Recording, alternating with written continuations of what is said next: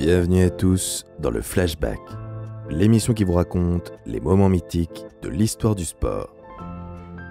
La course est une discipline à part, un combat de chaque instant, contre les autres, contre le chrono, mais également contre soi-même. Lors des relais, en revanche, les coureurs ne se battent pas seuls.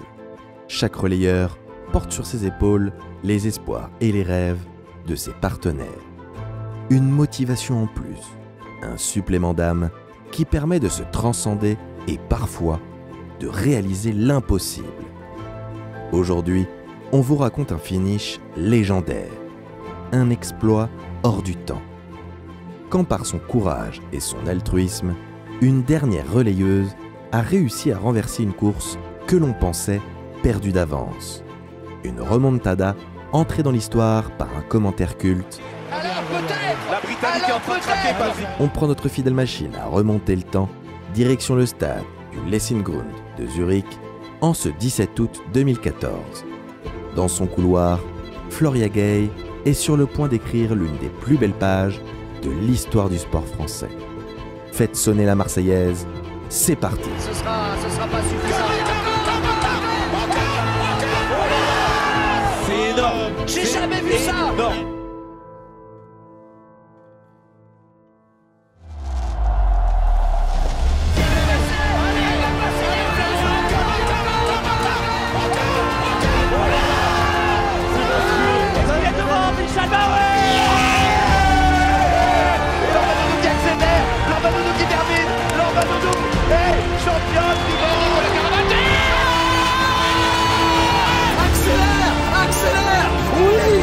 Chercher, ne lâche pas. Oh les Frenchies là, vous êtes dingues. Je crois qu'après avoir vu ça, on peut mourir tranquille.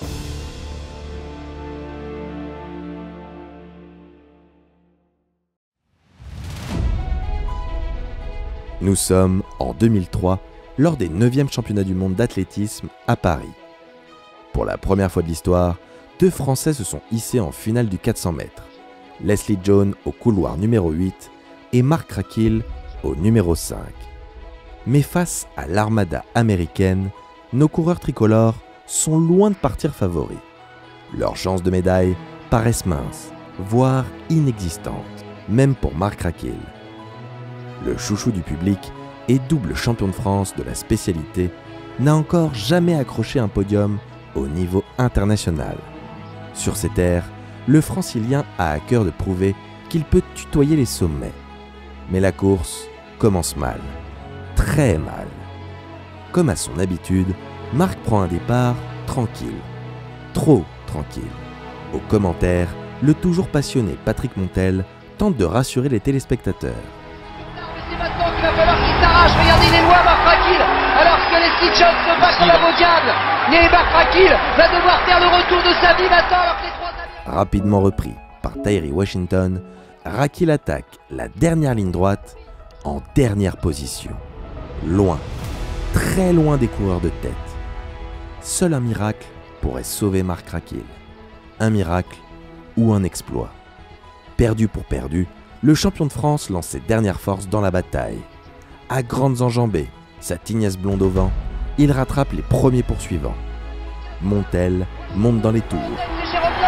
Les Français se battent, Mark Raquille est en train de gagner mètre par mètre, mais c'est trop loin, et Mark Raquille va mener, c'est pas trop loin. Oh là là là.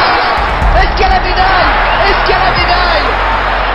Mon Dieu, le dernier 120 mètres, c'est vrai qu'il était loin, c'est risqué cette stratégie, c'est risqué. C'est Jérôme Young qui est champion du monde et ce n'est pas Tyree Washington.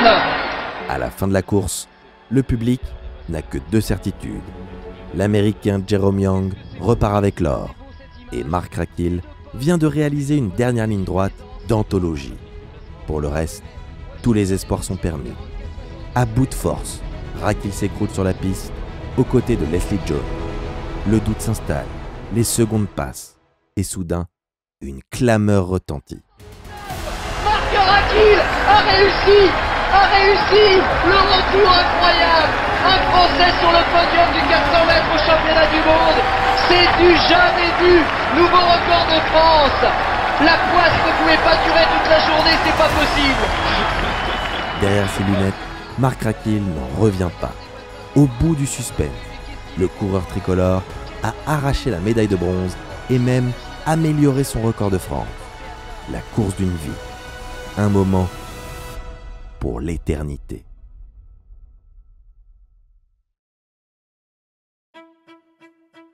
Mais aussi belle soit-elle, cette histoire reste celle d'une défaite. Même si son bronze sera plus tard transformé en argent avec la disqualification pour dopage de Jerome Young, Marc Raquil n'a pas remporté la course. Tel Poulidor, il est un perdant magnifique, un de plus sur la grande fresque du sport français. Ces récits d'underdog à la fin douce amère, il en existe dans toutes les disciplines, tous les sports. Au football, et plus particulièrement en Coupe de France, on leur a même donné un nom, les Petits Poussets. Vous savez, ces clubs de division inférieure au parcours remarquable qui font, un temps, trembler les géants, puis se heurtent à un plafond de verre. Scène de joie la nuit dernière à Carquefou, le Petit Pousset de la Coupe de France a réussi l'exploit. Après Nancy, les amateurs de la banlieue nantaise ont battu Marseille. Il envoie Vitré en quart de finale de la Coupe de France. Allez, c'est fait. Les Vitréens sont dans le grand 8 de cette compétition. But de Jocelyn Merlan. Je le disais, je le sentais, je ne sais pas pourquoi. Comme si la victoire finale demeurait désespérément inaccessible. Comme si la réalité se montrait toujours implacable. Comme si rêver était permis, mais uniquement jusqu'à un certain stade.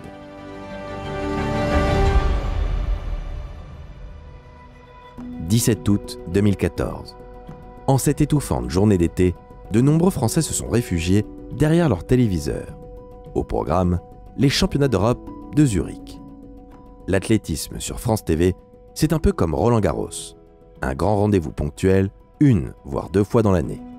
Le rare moment où le grand public s'intéresse réellement à la discipline. Pour apprécier le spectacle, inutile d'avoir suivi l'actualité ou de connaître les champions sur le bout des doigts. Et puis ce rendez-vous, c'est aussi l'occasion de retrouver une voix familière, rassurante même, celle de Patrick Montel, le monsieur attelé de la chaîne. Parfois agaçant, souvent génial, le commentateur est un personnage à part, à la passion communicative, aux envolées lyriques inspirées et aux coups de gueule légendaires. Excuse-moi, qu'aujourd'hui un joueur de football gagne, c'est autant que ça, il a du talent, il est génial, tout ce que tu veux, mais trop c'est trop. Que le mec qui a découvert aujourd'hui le vaccin du sida et qui va sauver des millions de vies gagne que dalle par rapport à ça. Journaliste insoumis, Patrick. Non, c'est pas ça. Non mais sérieux, je veux dire, il y a un moment, il faut replacer les choses. Alors, on vit sur une planète, on vit dans un monde, il n'y a pas que le foot, tu vois. Il est comme ça, Patrick. Quand il aime, il aime.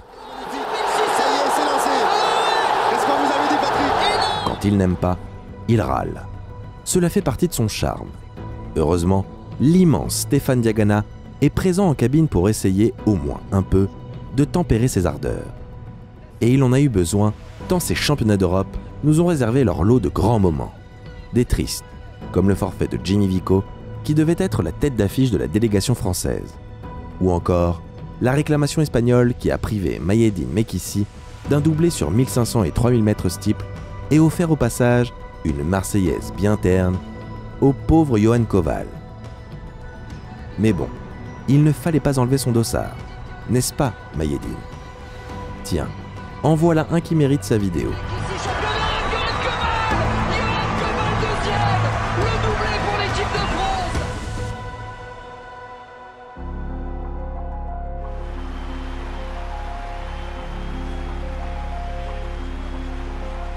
Mais globalement, malgré ces quelques désillusions, les Bleus réalisent une moisson historique et nous ont offert beaucoup de feel-good moments.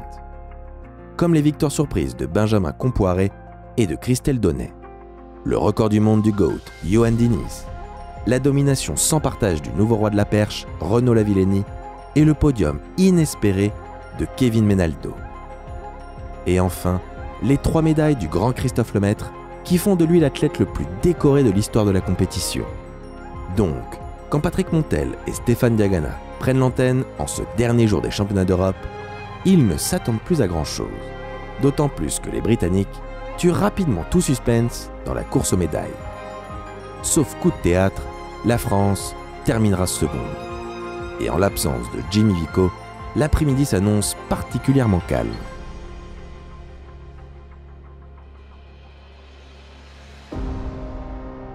Arrive alors la finale du 4x400 mètres féminin, une épreuve qui, jusqu'ici, n'a pas particulièrement souri aux Françaises.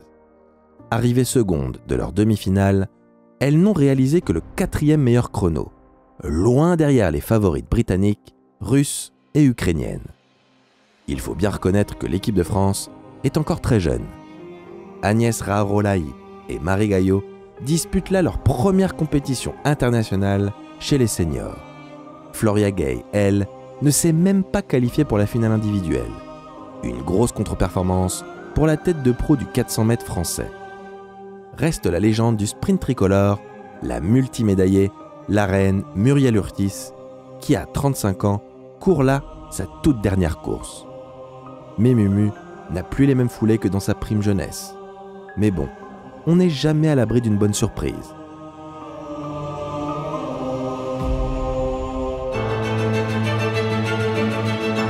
Marie Gayot s'avance la première.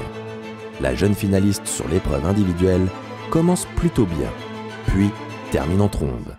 La France est alors classée seconde, mais le premier relais n'est pas optimal et coûte quelques précieuses fractions de seconde à notre Mumu nationale.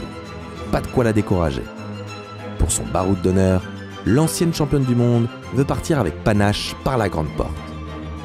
Elle donne tout ce qu'elle a, pas question d'avoir des regrets. Grâce à elle, les Françaises sont toujours dans le coup. Mais là encore, un nouveau revers survient lors du passage de relais. Muriel transmet le bâton à Agnès, tant bien que mal. Les Britanniques et les Russes en profitent pour prendre la tête. Au courage, Agnès se lance dans une grosse bagarre avec la coureuse ukrainienne, mais finit par exploser sur les 200 derniers mètres. Cette fois encore, le passage de relais est chaotique et Floria Gay se retrouve complètement décrochée. 94 centièmes de retard, presque une seconde. C'est un écart duquel on ne revient pas. 4x4 français parce que là on revient pas. Les Russes, l'Ukraine et la Grande-Bretagne. Même l'optimiste Patrick Montel n'y croit plus. Et pendant que ça bataille fort dans le trio de tête, Floria continue d'accumuler du retard dans le premier virage. C'est sûr, il n'y aura pas de podium 4x400 français. À l'attaque de la ligne droite opposée, la Française est seule au monde, à une dizaine de mètres des favoris, et loin du reste de la course.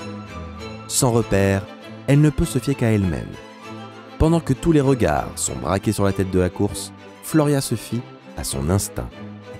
Elle prend le deuxième virage à toute vitesse. À la sortie, elle réalise que le groupe de tête n'est plus très loin. Dans leur guerre sans merci pour l'or, les trois premières ont laissé beaucoup d'énergie. Floria, elle, se sent bien. Elle est lucide, en pleine possession de ses moyens.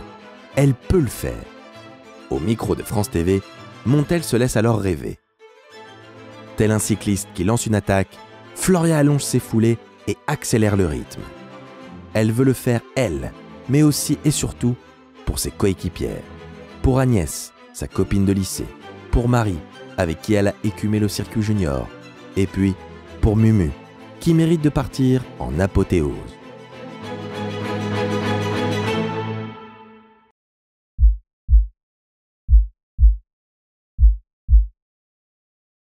Floria ne se bat pas avec l'énergie du désespoir, mais avec l'espoir de réaliser les rêves de ses amis, pour offrir une fin heureuse à leur histoire commune. Bon, il mérite bien qu'on se le remette en version originale. 7. Elle est bien partie. Elle est bien partie, Marie Gayot. Avec également... Pihida, la Ukrainienne qui est partie assez vite. Pihida, ouais, c'est Pihida, ouais. Natalia Pihida qui est même revenue en partie sur Marie, alors que Child, la championne d'Europe du 400 mètres haies, fait maintenant son effort. Évidemment, chaque équipe a mis une costaud devant une costaude. Donc, eh bien, on va avoir la réponse au moment de la transmission des témoins. Marie Gayot qui se bat comme une lionne, comme d'habitude. avec la Pologne également bien placée avec Malgorzata au loop. Ouais. Ben là, il faut qu'elle finisse bien. Deuxième partie de course. Et Muriel Urtis va attendre le relais. On va regarder Ouais, les elle finit passages. bien, Marie. Elle fait ni mieux que Pida. Attention, qu'est-ce qui passe en tête? La Pologne et la France. En deuxième position, l'Ukraine est là également. Il y a eu un petit problème de passage. Oh, rien du tout, mais ça va peut-être nous perturber d'une place ou deux. Et Muriel va se retrouver pour sa dernière course. La reine Muriel Urtis va se retrouver en 4e position. L'Ukraine en tête, la Russie et Muriel qui est venue s'intercaler, qui passe à la corde. Elle a un bon gabarit, il faut qu'elle en profite. Elle en impose. Faut qu'elle gagne. L'Ukraine, la Russie, Muriel. Oh là là, elle a faim, Muriel Urtis, pour sa dernière course. Qu'est-ce qu'elle a faim? Les derniers 100 mètres, là, ils doivent être magnifiques. Allez, Ah, mais Muriel. oui, allez, Mumu. Muriel Urtis, comme à ses plus beaux jours. Derrière l'Ukraine. Allez jusqu'au bout, Muriel, pour aller chercher la petite Agnès. Ah, il faut qu'elle se lance, Agnès. Allez, Agnès, allez. Pas de complexe, Agnès. Ça va être la bagarre jusqu'au bout. Ouais, elle est à l'extérieur, elle n'a pas réussi à passer. Si, elle va passer passer. la Russe. Si, elle va le Ça y faire. est, c'est bon. Elle l'a l'Ukrainienne, fait. pardon. Elle l'a fait, la Russe en deuxième position. C'est les Britanniques qui sont en tête avec Shada Cox. Et l'Ukraine qui essaye de passer la corde. Allez, Agnès Faux. Et pour l'instant, 4e position, la France. La Pologne qui revient. Ouais, ça va se jouer entre ces 5-là. La Grande-Bretagne, la Russie, l'Ukraine, la France et la Pologne. L'Allemagne est déjà décrochée là. Shada Cox en patronne qui va aller lancer Adeoye. Floria Gay qui va prendre le bâton pour la France sur les Russes aussi. Zikova qui vient attaquer la Russe. Là, ils ont fini fort, les Russes et les Ukrainiennes. La France est 4e, il y a du trafic, elle a perdu un peu de temps. Floria, ça va être dur. Ça va être très dur parce que le podium est dessiné là-bas. Ouais, c'est les 3 favoris devant. Ouais, et il n'y aura pas de podium pour le 4x4 français parce que là on revient pas. Les Russes, l'Ukraine et la Grande-Bretagne. C'est vrai qu'il y a eu un problème dans le trafic et que Floria a perdu du temps. Et on va regarder la bagarre entre l'Ukraine et la Russie avec toujours la possibilité pour Adeoye alors que Floria donne tout ce qu'elle a, mais malheureusement ce sera pas suffisant. Ah, ça revient fort, elle revient fort. Ouais, mais la Britannique est en train de craquer. Alors peut-être. La Britannique est en train de craquer, Patrick. Je pense que ça va être juste, mais elle va tout donner quand même. La Britannique a temporisé. Elle est en train de relancer. Elle revient, elle va la Russie, elle va passer. Elle va passer les Russes. C'est monstrueux. C'est bon. Quelle ligne droite. Magnifique. Mais il n'y a pas que la ligne droite, mais quel 400 mètres. Quel 400 mètres. Elles sont championnes d'Europe. Elles sont championnes d'Europe. C'est énorme. J'ai jamais vu ça. Patrick, Je n'ai jamais vu ça. c'est extraordinaire. Mais regarde. Extraordinaire. Mais c'est pas possible. Elles sont extra. Merci pour Muriel. Merci pour Muriel. Regarde. Je vous ai dit qu'elle se battrait pour Muriel. Oh là là, Floria. Extraordinaire. Même Stéphane Diagana n'en revient pas. Floria Gay non plus. Comme les téléspectateurs, elle est sonnée. Ce n'est que dans les bras de Muriel Urtis qu'elle réalise enfin. Floria Gay vient d'entrer dans la légende.